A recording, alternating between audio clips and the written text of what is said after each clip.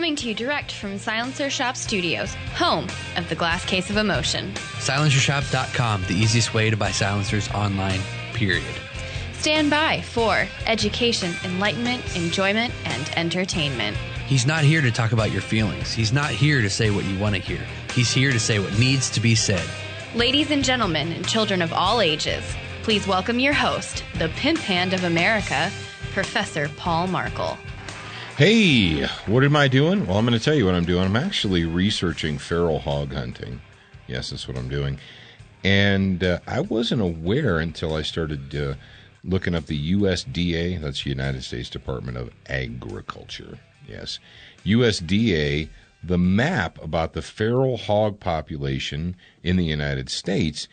And apparently it is spread all the way up into Utah, which surprised me. Then I looked, and I started doing some more information, or looking for some more information about Utah, because they're our neighbors now. And apparently, I'm going to do more research on this. If you're in Utah, feel free to write us on Facebook or whatever. But apparently, according to hogmanoutdoors.com, Utah, in 2012, Utah passed a law that made it illegal to hunt feral hogs within the state.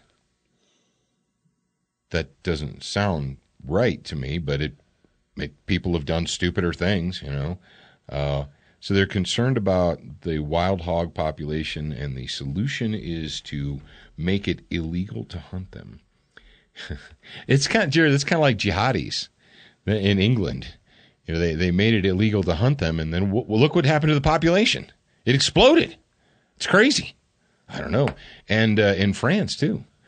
Now, it's Wednesday, the middle of the week, and we have a Fighting Fitness for you today, and we also have a Brownell's Bullet Points for you today, and we have a special, we haven't used this in a while, at least, well, a week or two. We have a special French update. Yes, an update from France, from Francais. But first, before I get any further or any deeper into the weeds with the Notre Dame Jihadi, or downloading or deloading, and not downloading, deloading. They're not the same thing. And Jarrad is going to explain to you today how deloading and downloading are not the same thing. But first, Jarrad wants to remind you about the phone number that you can call, that you can text about training. Or do you want me to do that? If you could do it, I'm working on something. All right. Well, Jarrad set up a brand new number for you guys. Yes, indeed. So if you're interested in training with us, learning more about handgun training, firearms training, use of force training, medical training, this is what you can do. It's super simple. Just go ahead, and after I read you this number, you hit pause on the device. If you're using a computer to listen to me today, you can't pause it. And, well, you could, I guess. You could just pause it or pick out your phone. Whatever you got to do, man. If you're on the treadmill, though, stay on the treadmill. Keep going. Give me at least 10 more minutes. If you're driving, don't text while you're driving. I'm not going to be responsible for you crashing because you were texting. But in other situations, this is what I want you to do. I want you to text TRAIN, TRAIN, not the choo-choo, but training. Text TRAIN, train, to 844-207-7684. And that number again is 844-207-7684. See, someone just texted train at that number. That was a really good. I know. It's almost like I planned for that to happen. Yeah. So now that I've done that, we can proceed on to our weekly Fighting Fitness segment, which is brought to you by our friends at SWAT Fuel. Original cute body make a man mad. Woman physically fit, physically fit, physically fit, woman physically fit, physically fit, woman nice, sweet, fantastic, big body ocean at the big Titanic, woman nice, sweet, energetic, big body ocean at the big Titanic, woman nice, sweet, fantastic, big body ocean at the big Titanic, woman nice, sweet, fantastic, big body ocean at the big Titanic. What? I like to move it. He like to move it. I like to move it. Well, first I want to take a moment to to clarify something about hydration, I do understand how the body absorbs water, and I do understand that all water-based drinks, which is, I don't know of a drink that's not water-based, but all water-based drinks are contributing to hydration. Mercury. You want to drink some mercury? I don't want to, but, you could. It's liquidy. So those of you that are listening that are a little bit more knowledgeable, yes, I understand that. The purpose of the whole hydration segment was to encourage people to drink more water. Because, yes, soda has water in it, and yes, your body absorbs water from the soda, and it counts as far as getting water into your body. But the most effective way to hydrate yourself is to drink water, because after all, water is just water. So, do you have some people that are acting like a phallus? No, I think that maybe they thought that I didn't know, which maybe I didn't, because that's not a thing that a lot of people know, is like how the hashtag mushroom cloud. Yeah, are we mushroom clouding it? I think that's what we're dealing with here. I think that people are nuking it. Yeah, it's like, get out of your own way, close that hole under your nose, and listen louder. Yeah, I agree. Because I think that if you know that, then by that point in your life, then you know how to hydrate yourself, and you understand like that you need to drink more water than other stuff that's not water. But whatever, nuking it.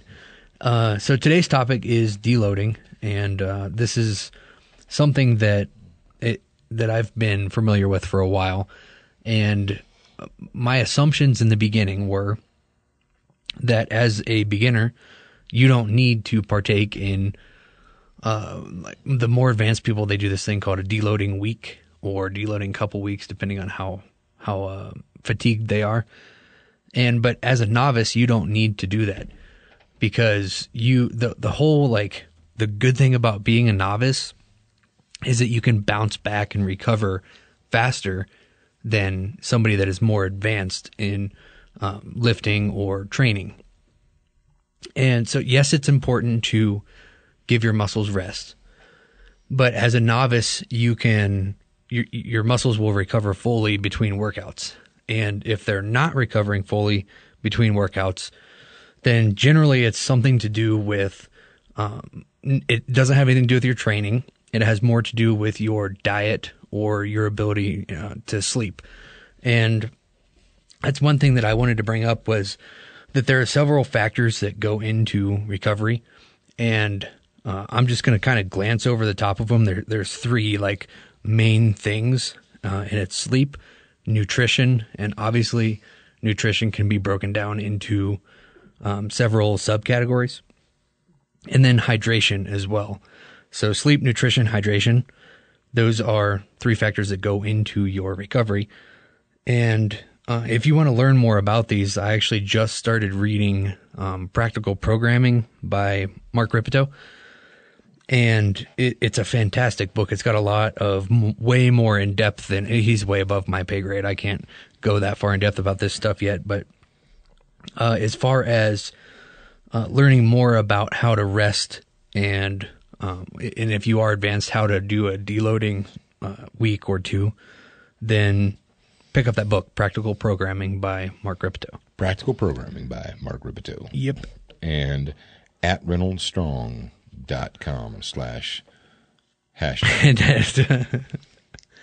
Yeah, starting strength online coaching. If you're looking for coaching experience, there you go. Then they can obviously help you, because starting strength is Mark Ripito's thing.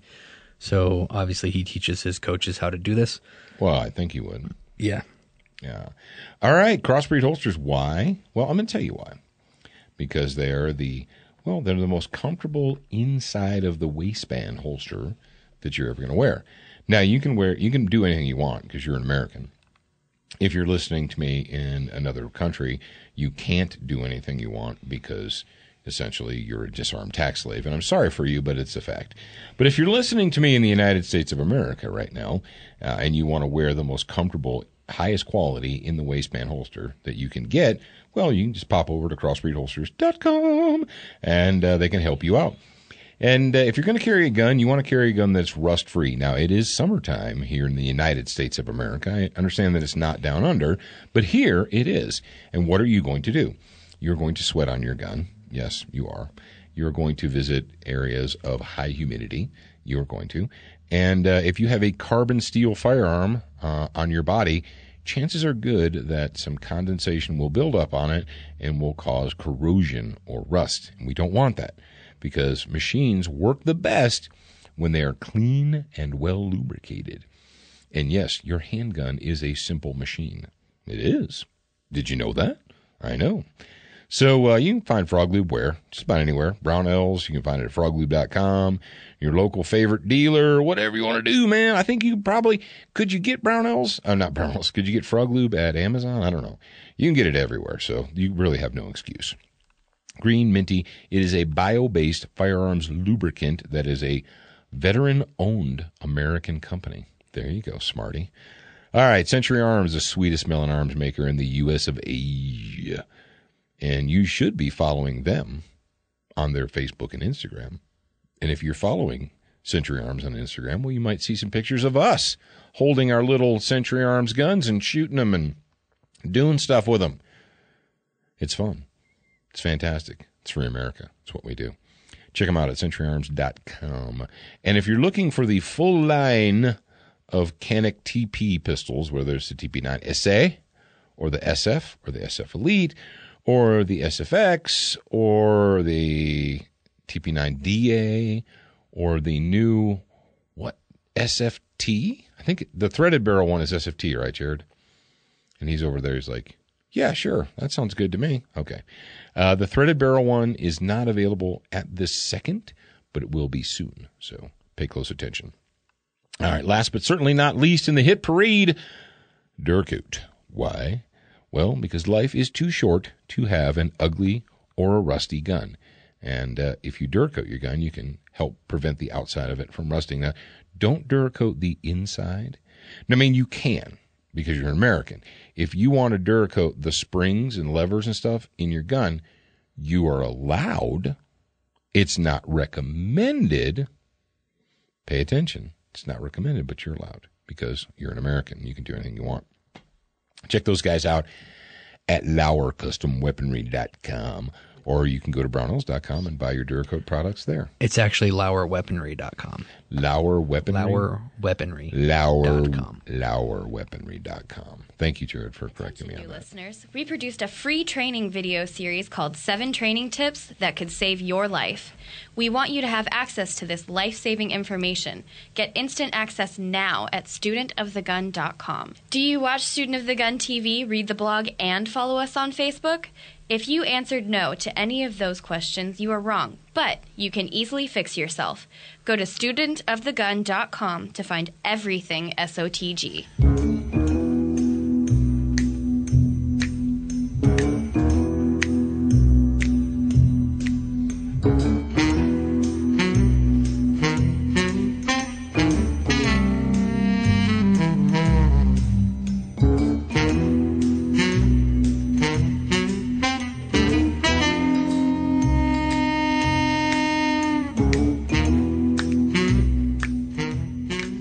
We've got yet another mystery for you, and thank you very much for that's the theme from the Pink Panther. And who's it by, Jarrad? Henry Mancini? That's right. That is our official France update theme. We've got a mystery. We're hoping that Inspector Jacques Lesueur can solve this mystery for us. I don't know if he's going to be able to solve it, but let's give it a chance. All right, we had a story from Breitbart.com/London. Ooh, /London. It's the official London version of Breitbart.com. It even has the Union Jack up there. EU gave Notre Dame hammer attack jihadi an award for writing pro-immigration articles in Sweden. Ladies and gentlemen, you couldn't. The greatest satire writer in the world could not write this kind of nonsense. Whew. All right, story by Liam Deacon. Hey, Liam, we're back at you again. From 7 June 2017, the Islamic State-inspired Notre Dame hammer attacker was allegedly radicalized in Sweden and awarded a so-called Journalist Prize Against Discrimination by whom? By the European Union. That's right. All of your socialist friends at the European Union. Because he wrote pro-migrant articles during his time in Sweden. Now, how did he end up in France? I don't know.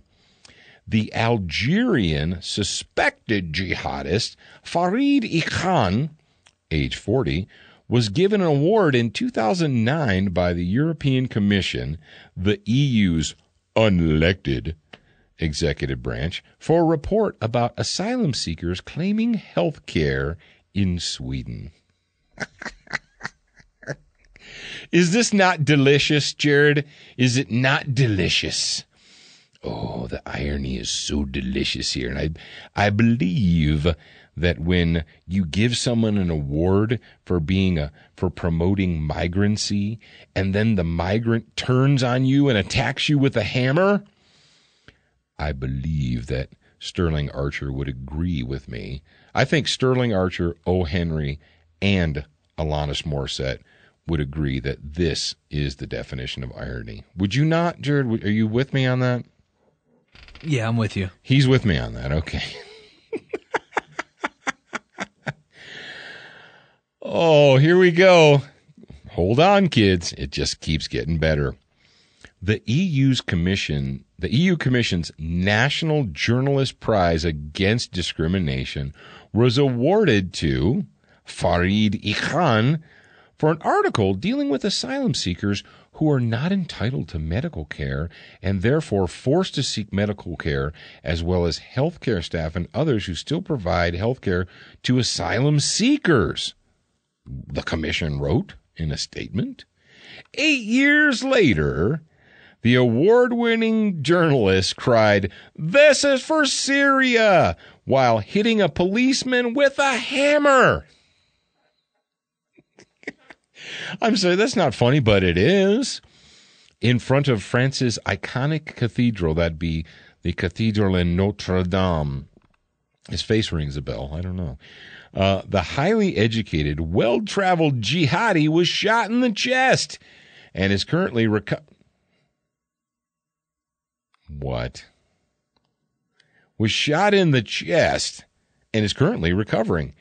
Are they giving him free medical care? Are they giving him socialized medicine there in Europe? In a hospital. He also left a video claiming his allegiance to the Islamic State group. Maybe the EU'd like to give him another award for being so brave. The future terrorist came to Sweden to study in a master's degree.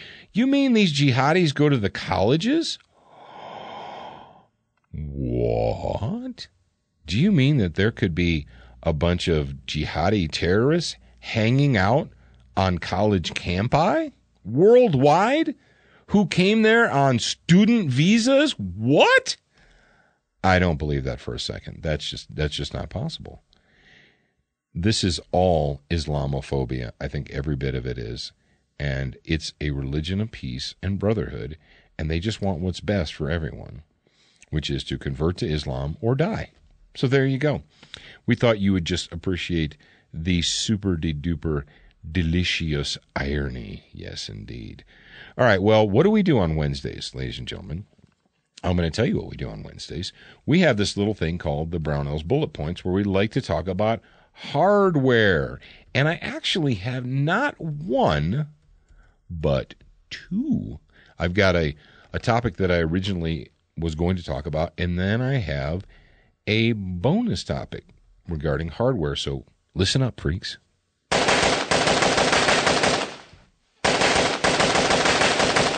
How could you not listen up after that? Bam. All right, number one, and I'm not sure which one of these things to talk about first because they kind of both intermingle amongst each other. But we're going to talk about hardware today. All right. I'll just go ahead and give you the first one. Use caution when changing out muzzle devices. Just because the thread matches doesn't mean that the hole does, or the calibre, or the caliber. Give you an example. Okay. I have a 6.8 SPC-2 rifle. Okay. It's a semi-automatic rifle that was built by DPMS, and it was built the first year that the 6.8 was available, right? Okay. And I decided that, well, I was thinking I would like to put a suppressor onto this gun. I would like to shoot it suppressed. Right? Why not, right? So I went into my box. I think a lot of you guys who are gun people, especially, I know that if you are a black rifle addict like I am and you have more than one stoner-based design, and especially if you have more than two, you probably have that Rubbermaid tote or you have that plastic box that is filled with what? Muzzle devices and charging handles and old trigger. Because when you replace your trigger group with one, like you take the stock trigger out with another one, what do you do with the trigger? Do you throw it away? No, you don't. You put it in that box, right? When you swap out a muzzle device from one to the other, do you throw it away? No, you don't. You put it in the box, right? So you have this box full of AR-15 accessories, pieces, parts, widgets, and gadgets, right? You got it. I got it. You do. If you don't, in the future, you may. So I decided, well, you guys know that I have a silencer from AAC. It's the 7.62 silencer, and it's a 30 caliber silencer, right? Which means you can put it on 308 or 300 blackout or whatever.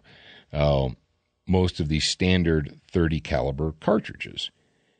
Well, the 6.8, if you know anything about math, the 6.8 is not a 30 caliber. It's actually smaller than 30 caliber, but it's larger than 22 caliber, right? The 6.8 cartridge is bigger, larger. The bullet has a greater diameter than the 223 Remington /5.56. All right, that's a given.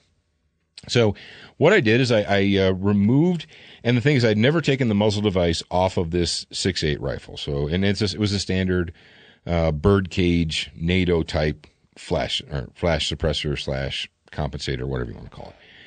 So I take it off, and I thought, well, I'm betting that this is probably 1/2 by 28 thread pitch. But let me check. So I checked, and I was like, yep, that's what it is.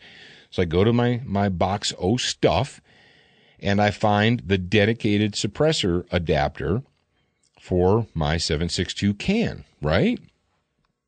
And I thread it on there, and I was like, okay, the threads work. Then I take the time, and I look very, very closely at it.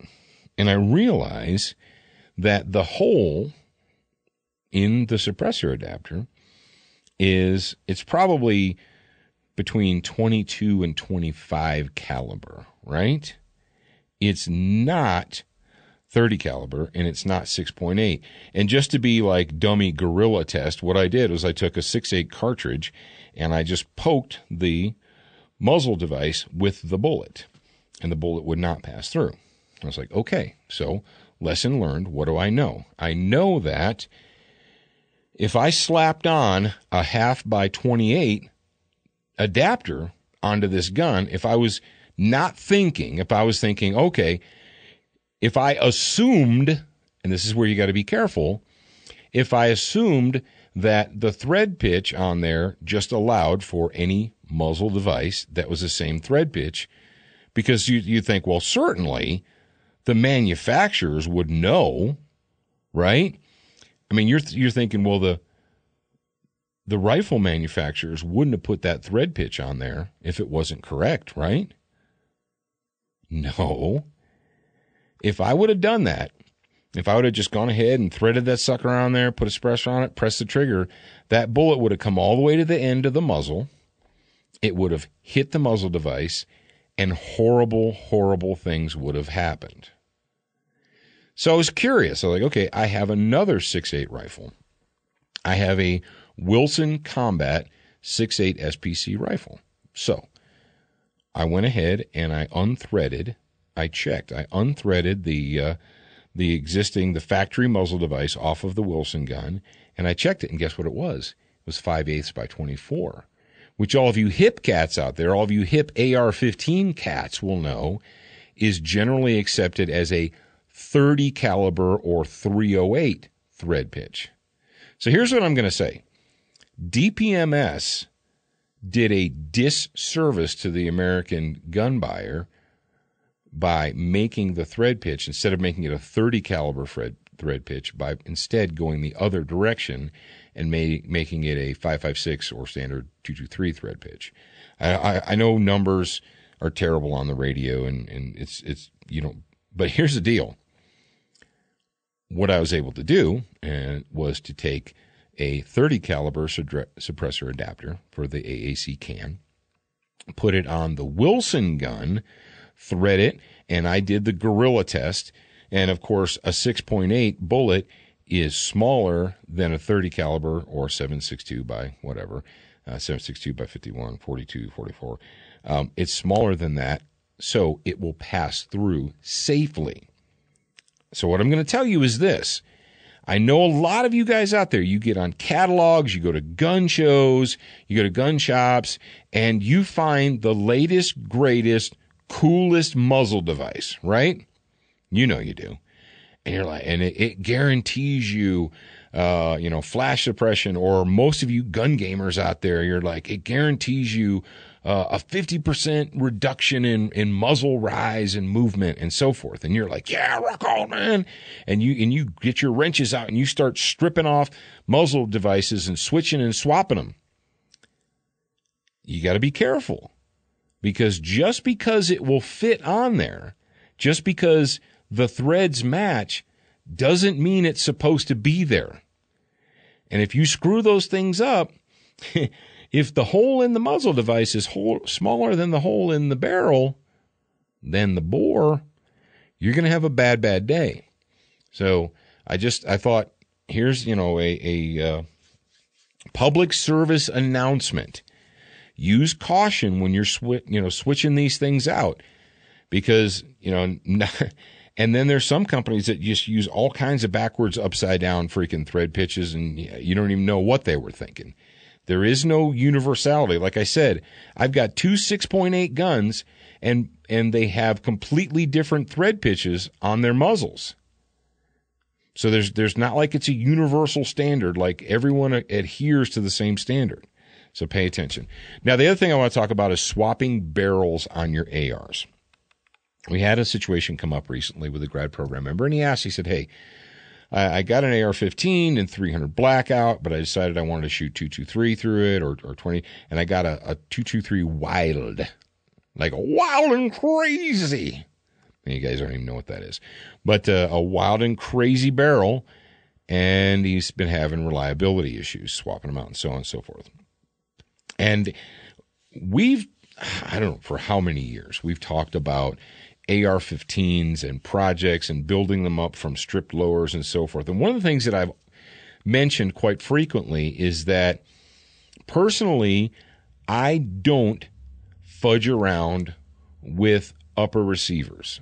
From a personal, I've not gone to gunsmith college, and I can tell you this, it's not the lower receiver that's going to screw you up.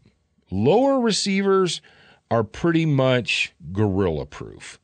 It's hard to put the lower receiver together wrong. You really have to try hard to put a lower receiver. If you got a strip lower and a strip lower kit, if you can follow directions, if you can build one of those little testes airplane models, you can put together an AR-15 strip lower. Now, the upper is a different story, because now when you come to the upper receiver, now you're talking about torque and head spacing, and now you're talking about gas systems. You're talking about staking down the gas systems and gas blocks and so on and so forth. There are a lot of things on the upper receiver that can go wrong if you don't do them exactly correctly versus the lower. It's not just swapping parts. Okay, it's much more difficult to that. That is why you ever wonder, like, well, how come a lower receiver only costs X and an upper receiver costs Y? How come the upper receivers cost so much more? Because it takes more time and effort for a gunsmith and a manufacturer to put together an upper and make it right than it does for lower. Lower receivers are pretty much just part swapping. Okay, it's like putting together a Glock, man. You don't have there's no timing in there. There's no torque.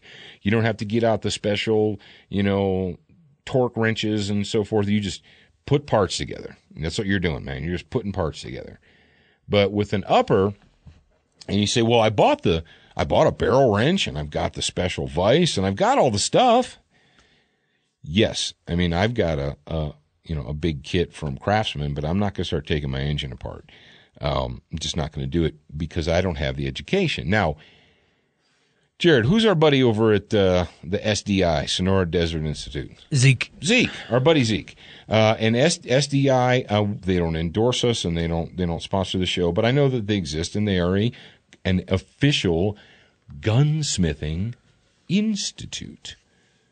So, if you are a guy who wants to not just change out parts, but be able to put things together and headspace and timing and gauging and proper torque and proper staking and gas management, if you want to be able to do all that stuff correctly, get yourself some education. Now, if you don't, you're sitting over there and you're like, dude, I don't want to invest all my time and effort going to schools, learn how to torque and stake. Good, fine, great, fantastic, rock on. Because you know what? There are upper receivers, completed uppers that are already built, assembled, put together by the manufacturer that you can swap out with your lower by popping out 1 pin, 2 pins, changing them, and you're done. You might have to change a magazine. You might have to change bolts. Oh, and while we're on the subject of the 6.8, something that if you're not a 6.8 guy and you haven't messed with the 6.8, if you want a 6.8 to load reliably, to feed reliably, you got to get dedicated magazines for it. You're like, oh, come on, man, I don't want to do that. I just want to use my existing AR mags. I got 582 of them. You can do whatever you want, but I'm telling you what, you're not going to get reliable feeding. That was one of the big lies, or one of the wishful thinkings that came out of the original 6.8 when Remington was, they came up with this new cartridge that was going to replace the 5.56. It was called the 6.8 SPC, and then the SPC2 and all that. I was like, yeah, you can just use existing magazines. Until they tried to use existing magazines, and they're like, hey, this doesn't feed right. You're like, no way. Is that true? Yeah. So, the long story short is this. Let's say that you're one of those guys that we talked about yesterday. You went out and you bought yourself an optics ready carbine. $599. No rear sight, no scope, nothing on top. Just a plain Jane, no frills, optics ready carbine. You took it home. It's a 5.56 optics ready carbine, right? Fantastic, because you know what you have now? You have your lower. You've got the lower with the serial number on it, and now the AR-15 Black Rifle world is your oyster. And if you feel like it, what you can do is you can go online and you can buy a 6.8 SPC completed upper. Boom. You just pop the pins, get yourself some dedicated magazines, you're ready to go. 204, let's say you want to shoot gophers and prairie dogs and varmints and so forth, and you want to do it with super ultra hyper fast bullets that are going 4,000 feet per second. That's what you want to do. Boom. You buy yourself a 204 completed upper, you slap it on that lower you got, bam, you're off to the races. Let's say that you want to buy a can, #gun muffler, and you want to shoot 30 caliber bullets completely quietly, where all you hear is the tick, and then whap, you hear the bullet striking. That's what you want to do. Fantastic. buy yourself a 300 blackout upper, swap out the upper receivers, boom, boom, boom. You're good to go. You're golden, brother. You see how it works? I know. It's crazy, right? It's insane. And I actually was just, there's people like, how do you not know of something in the firearms industry, Paul? I know. That is a crazy thing. It's like, how could it be possible for me to not know that there was something going on in the firearms industry? Jarrad's over there. He's just dumbfounded. He's awestruck. He didn't know what to say. But Nosler, you're like, those guys that make bullets? Yep, Nosler, the guys that make bullets. They came up with their own dedicated cartridge. And it's called the 22 Nosler rifle cartridge. And as you can imagine, they make the bullets and the ammo for it. Now, the 22 Nosler is an AR-style cartridge. So, once again, let's say that you want to do something different, you want to do something unique, you want to do something cool. You've got that, you went out and you bought that optics-ready carbine, right? You've got your lower receiver. Pop the pins, and what can you do? Well, you can buy a dedicated, pre-made 22 Nosler upper receiver, slap that sucker right onto your lower receiver, and boom. Now you're shooting hypersonic 22 caliber bullets, rifle bullets, and you're slaying coyotes or groundhogs or whatever it is you want to slay, man. You go out there and you slay those things, all because that you bought that gun. Now, the reason I bring all this up is because, number one, I want you guys to operate with some type of real information, like, for instance, the thing with the muzzle devices, but also to bring up the fact that right now in the United States of America, the manufacturers, and everybody should know this, but why not? I bring it up again. Everybody who makes black rifles parts, pieces, magazines, accessories, everything, they saw the writing on the wall, and they knew that if that vicious, vile harpy was somehow able to fraudulently steal the United States presidency, that people were going to freak out, that gun people were going to freak out, and they were going to buy everything black rifle, fighting rifle, gun-related that they get their hands on. So the manufacturers, not wanting to be caught with their pants down, they bumped up production and they started stocking. For at least a year or more before the election, they started stocking. They had warehouses full of magazines and bolts and parts and this and that and the other. And what does that mean to you? Brothers and sisters. What that means to you is right now, if you're sitting around thinking, I'd like to have a 204 Ruger rifle, that'd be kind of cool, man. Or I'd like to hunt feral hogs in Georgia. Or you know who the one group of people that is keeping the 6.8 alive, because the military's not. The military's not keeping the 6.8 alive. The people that are keeping the 6.8 SPC cartridge alive are hog hunters. Yes. There are dudes and dudettes out there in America, Texas, Georgia, Alabama, Florida, and they are slaughtering feral hogs with the 6.8 SPC cartridge. It's a good thing. It's a beautiful thing. My dearly departed friend Jay Guthrie. Jay Guthrie left this earth way too soon. He was way younger than me, and he had no business departing before me. But he did. But that was one of his favorite, that was his absolute, hands-down favorite Southern Georgia hog-killing gun, was the 6.8 SPC. So you're sitting out there right now, and you got the itch. You're like, man, all these things that you're saying, Paul, you're making me want to get another rifle. And this is what I'm telling to you right now. I'm not telling you to mortgage your house. I'm not telling you to max out your credit cards. But I'm telling you, if you want AR-15 anything right now, it's available. It's probably cheaper than it has been in a long time. And as the summer progresses, it's going to get even better. Now, don't wait until October or November, because by then, what happens?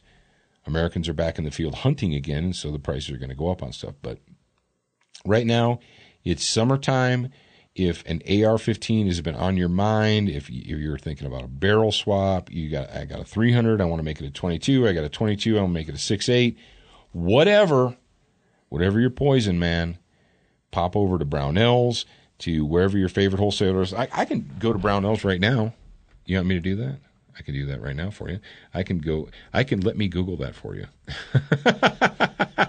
What is it? What's the thing? LMG. Yeah, let me Google that for you. Let me Brownell's that for you. You type in the word upper receiver, and they have stripped uppers. They have completed uppers. Right here, let me see. A DPMS completed in stock Oracle upper receiver with bolt carrier group and charging handle, $300. Boom. Now that's the one trick I am going to tell you guys when you're pricing these. A lot of them that seem too good to be true, you're like, holy crap, that upper receiver seems too good to be true. Do you know why it seems too good to be true? Because it doesn't come with a bolt carrier group or charging handle. Now, if you have extra BCGs, bolt carrier groups, and charging handles, rock on. But be careful, buyer beware, because there are some, then they price them super cheap, like ridiculously cheap, and you're thinking, how in the world could they possibly sell it for that price? Then you realize, oh, it doesn't come with a bolt carrier group. That's kind of an important thing to have. Well, yeah. I mean, it kind of is. But even if it does or doesn't, the fact of the matter is right now, uppers, lowers, pieces, parts, magazines, they're selling like 10-round magazines, an ammo can and 10 rounds or 10 magazines and 200 rounds of stuff, packages, all kinds of crazy stuff. So look at your gun safe, see what it is that you think you need, want, and so forth, and take care of yourself. Don't mortgage your house. Don't max out your credit cards, because then you end up getting divorced and you have a big old fight with your wife. But the fact of the matter is, now is the time. Now is the time. So be careful with the muzzle brakes, and unless you have been educated, and YouTube is not education, okay? Like, I watch YouTube. Stop.